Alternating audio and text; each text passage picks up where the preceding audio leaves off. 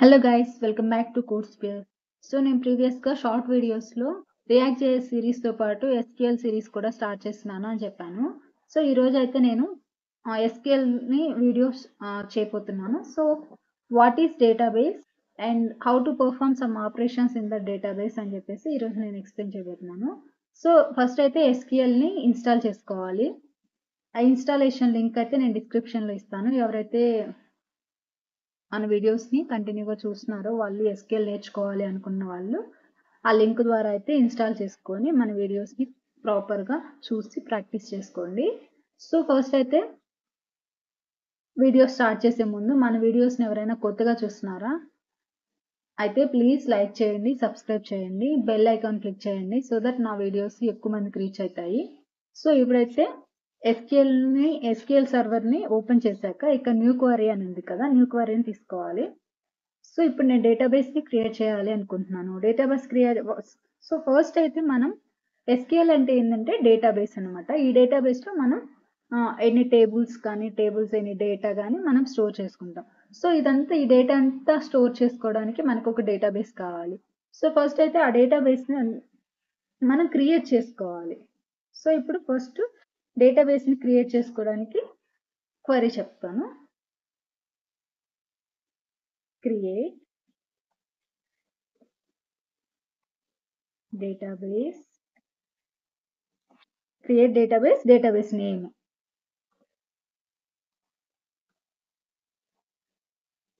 కోర్స్‌పియర్. So ఇది semicolon ఇస్తేనే next line execute అవుతుందన్నమాట. సో ఇప్పుడైతే దీన్ని నేను కాపీ చేసుకోవాలి ఈ కోడ్‌ని. కాపీ చేసుకొని ఇక్కడ ఎగ్జిక్యూట్ అని ఉంది కదా! ఎగ్జిక్యూట్ చేయాలి. సో ఇక్కడ చూడండి కమాండ్ కంప్లీటెడ్ సక్సెస్‌ఫుల్లీ. అంటే మనకిప్పుడు డేటాబేస్ అనేది క్రియేట్ అయిపోయింది. సో ఇప్పుడు నేను ఈ డేటాబేస్‌ని రీనేమ్ చేయాలి అనుకుంటున్నాను. అంటే రీనేమ్ అంటే ఏందంటే మనం నేమ్‌ని మార్చాలి అనుకుంటున్నాం. సో ఇప్పుడేందంటే దీని నెక్స్ట్ వచ్చేసి రీనేమ్ కదా! Alter database current database name. ఇప్పుడుండే డేటాబేస్ నేమ్ ఏంటంటే కోర్స్‌పియర్.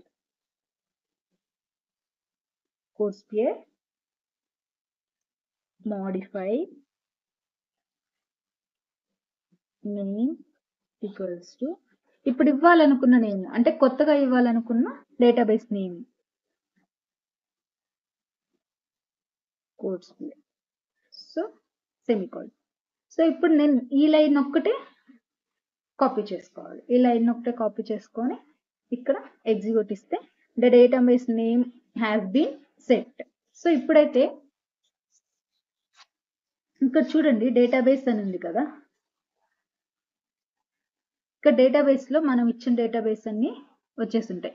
నేను ఇందాక కోర్స్‌పియర్ అనేది చేశాను. దాన్ని ఆల్టర్ అంటే రీనేమ్ చేశాను. చూడండి మన డేటాబేస్ నేమ్ ఇక్కడ యాడ్ అయిపోయింది కోర్స్‌పియర్ అని. సో ఇవైతే నేను ప్రీవియస్‌గా చేసిన డేటాబేసెస్ వాటినైతే చూడకండి. సో ఇక్కడ కోర్స్‌పియర్ అని ఉంది కదా! ఆ కోర్స్‌పియర్ అనే డేటాబేస్ ఇక్కడ డేటాబేస్‌లో యాడ్ అయిపోయింది. సో ఇప్పుడు నేను ఇంకొకటొచ్చేసి సెలెక్ట్ చేయాలనుకుంటున్నాను. లైక్ అంటే ఆ డేటాబేస్‌ని యూజ్ చేయాలి అనుకుంటున్నాను. లేకపోతే డ్రాప్ చేయాలి. ఫస్ట్ డ్రాప్ చూద్దాము. డ్రాప్ అంటే ఏందంటే డిలీట్ చేయాలనుకుంటున్నాను ఆ డేటాబేస్‌ని. Drop drop database database name.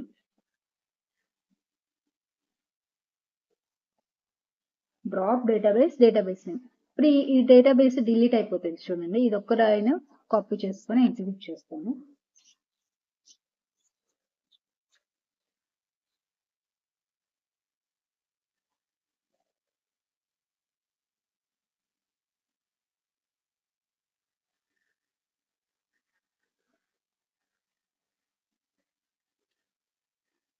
It takes some time.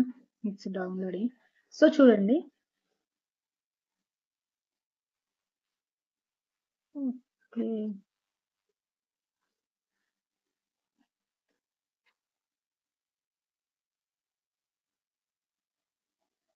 Cannot drop database CodeSphere because it is currently in use.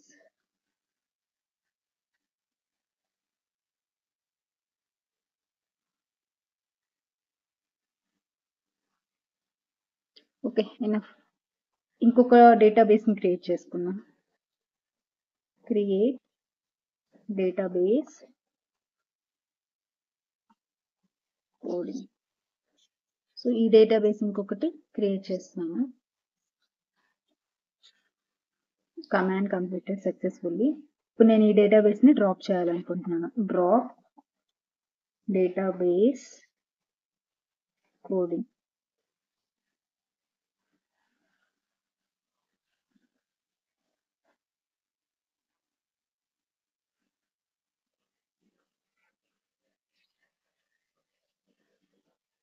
So చూడండి, డేటాబేస్ కమాండ్ కంప్లీటెడ్ సక్సెస్ఫుల్లీ, అంటే ఇది ఈ డేటాబేస్ అనేది డిలీట్ అయిపోయింది. సో ఇప్పుడు నేను యూజ్ చేయాలి అనుకుంటున్నాను, ఈ కోర్స్పియర్ అనే డేటాబేస్ని యూజ్ చేయాలి అనుకుంటున్నాను. So use database name, that means select చేయాలనుకుంటున్నాను. సెలెక్ట్ చేయడానికి use database name, use database name.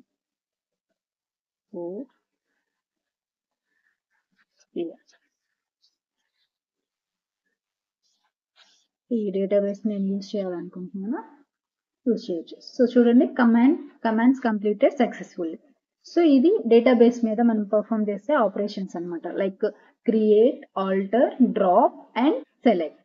ఈ 4 ఆపరేషన్స్ మనం డేటాబేస్ మీద పర్ఫామ్ చేయగలం. సో ఇది ఈ రోజు వీడియో. నా వీడియో మీకు నచ్చినట్లయితే ప్లీజ్ లైక్ అండ్ సబ్స్క్రైబ్.